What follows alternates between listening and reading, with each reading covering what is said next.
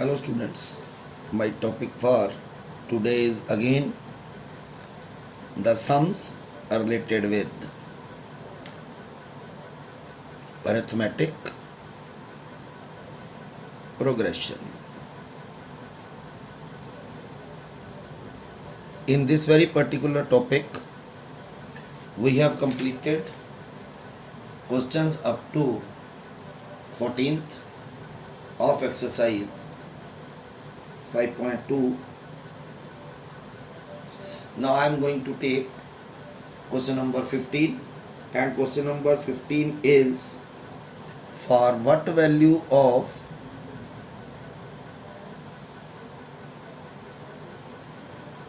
n or the nth term of two APs are 63 and 3, 7, 17, 3, 10, 17 etc. Equal. तो बहुत simple सा सम है बेटा कि दो एपी हमें दी हुई हैं, हमें देखना है कि n की कौन सी वैल्यू के लिए ये दोनों एपी की nth टर्म जो है वो इक्वल होंगी। हमारे पास a की वैल्यू भी दी हुई है, हमारे पास d की वैल्यू भी दी हुई है और n की वैल्यू फाइंड आउट करनी है। किसके द्वारा? By using the formula of nth term. Here it is for first AP. For first AP, A is 63 and D is 65 minus, that is 2. So here nth term in AN equal to A plus n minus 1 into D. It is 63 plus n minus 1 into, or it can be written as 63 2n minus 2. It is the AN for first AP. Similarly here we have for second AP, the value of A is 3, the value of D is 10 minus 3, it is 7, and A and C, it is the second term of the nth term of AP. Second AP के लिए nth term मान लिया मैंने capital AN, it is A plus n minus 1 into D. A is here 3 and to calculate, and D is 7. It will be 3 plus 7n minus 7. It is 2. So अब कहा गया है कि दोनों की nth टर्म इक्वल होनी चाहिए। AN must be equal to capital AN. The value of AN is, it is 63 plus 2n minus 2 must be equal to 3 plus 7n minus 7. It will be 63 minus 2 minus 3 plus 7, 7n minus 2n. एक तरफ सारी value इकट्ठी कर ली तो ये minus करो, 63 minus 5, 58, 58 plus 7, it is 65, it is 5n. So n comes out to be 13. So the value of n must be 13, for which the two APs have same nth term. Similarly, we have question number 16th, and question number 16th is determine the AP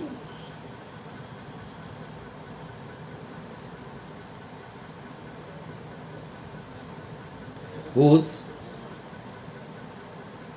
third term is 16 and seventh term exceeds its 15th term by 12. इस तरह का एक सम पहले भी आया था, उसी से मिलता जुलता सम है.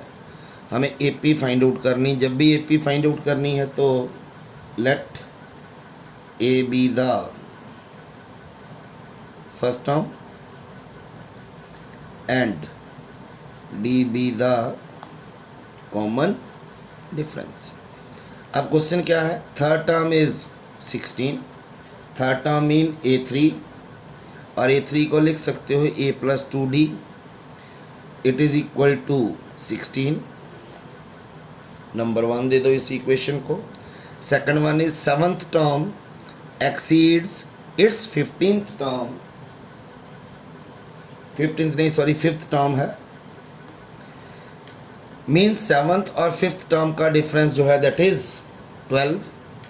That is A7 minus A5 is 12. अब इसको लिखना है तो A plus 6D minus A minus 4D it is equal to 12. A cancel out. It is 6 minus 4. 2D is 12. So D comes out to be 12 upon 2. It is 6. So the value of D comes out to be, this value of D we have to put in first equation to calculate the value of A. Putting in 1. First equation में put करते हैं, क्या मिलेगा? It is A plus 6 into 2 it is 16. So A comes out to be 16 minus 12, 4. We have the value of A as 4 and D as 6. With the help of A and D, we can write the value of AP. So AP is, first term is 6, sorry 4.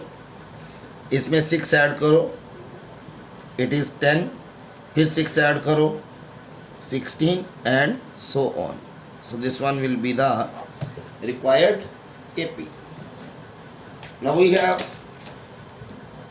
one more question, that is question number 17th, and 17th question is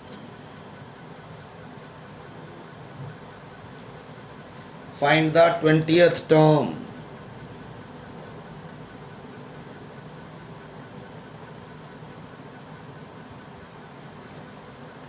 from the last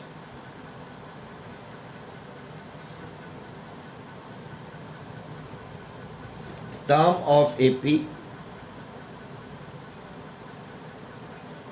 AP is given as 3, 8, 13 up to 253. तो ये बेटा सम थोड़ा सा different है. जितना भी हमने पीछे सम किए हैं सब में हमने जो एपी फाइंड आउट की है वो फ्रॉम द वेरी बिगनिंग की है, या कोई टर्म निकाली है तो फ्रॉम द वेरी बिगनिंग निकाली है.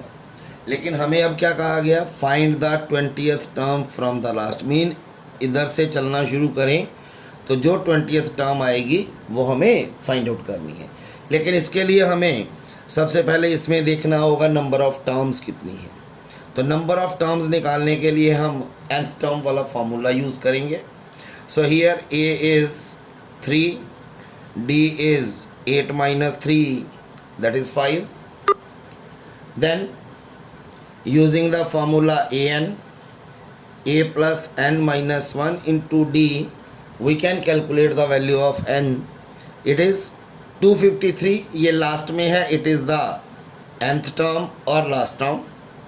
सो it is 253, a is 3, n minus 1, d is 5.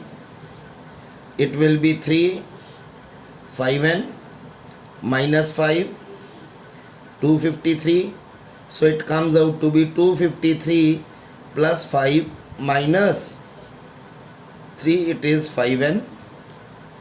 It comes out to be 253 plus 5, 258, 258 minus 3, 255. So n comes out to be, it is 51. So the value of n is, मतलब इसमें जो terms हैं वो कितनी हैं, 51 terms हैं. इसमें कितनी टर्म्स हैं, 51. तो लास्ट से 20th टर्म निकालनी हो तो क्या करना है, नंबर ऑफ टर्म्स में n में एक ऐड करो और जो टर्म निकालनी है वो माइनस कर दो. ये फार्मूला है. फार्मूला एक बार फिर से सुन लो. जो n की वैल्यू आए उसमें एक प्लस करो और जो टर्म लास्ट से निकालनी है वो माइनस कर दो. तो ये आपके पास आ जाएगी 20th term from last. 20th term last from आने का मतलब है it is 51 plus 1 minus 20, it is 52 minus 20, that is 32. अगर हम 32th term from the beginning निकाल लेते हैं या फ्रॉम द स्टार्ट निकाल लेते हैं तो ये टर्म जो आएगी 32th टर्म ये लास्ट से 20th होगी, लेकिन पहले से ये 32th होगी. तो ये वाला पार्ट आपको सम में नहीं करना, ये सिर्फ मैंने आपको समझाने के लिए लिखा है. तो जब भी हमें कोई भी टर्म लास्ट से निकालनी है तो क्या करना है, सबसे पहले n की वैल्यू फाइंड आउट करो. जब आप n की वैल्यू फाइंड आउट कर लेते हो उसमें एक प्लस करो और जो टर्म लास्ट से निकालनी है वो माइनस कर दो. तो आपके पास जो आंसर आएगा वो आपका होगा. वो टर्म आप शुरू से निकाल लो, वो 20th टर्म या वो टर्म लास्ट से होगी. सो हमें क्या करना है, 30th टर्म निकाली, 32th टर्म निकालनी है from the beginning. So a32 find out करना है. It is a plus 31d and will be the value of a is 3 और d की वैल्यू है 5. It is 3 plus 155, it is 158. तो ये a32 मीन 32th टर्म जो है beginning से, ये 20th टर्म होगी लास्ट से. तो इस तरह हम कोई भी ऐसा सम आए तो उसको इजीली फाइंड आउट कर सकते हैं. Same we have another question,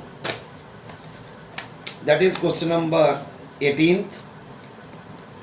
and 18th question is find the sum of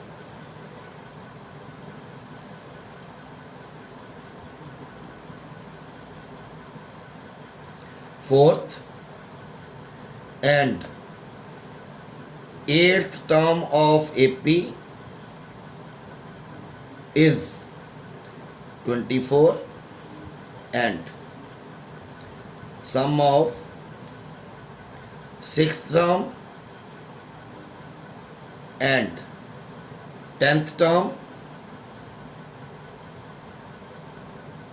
of AP is 44.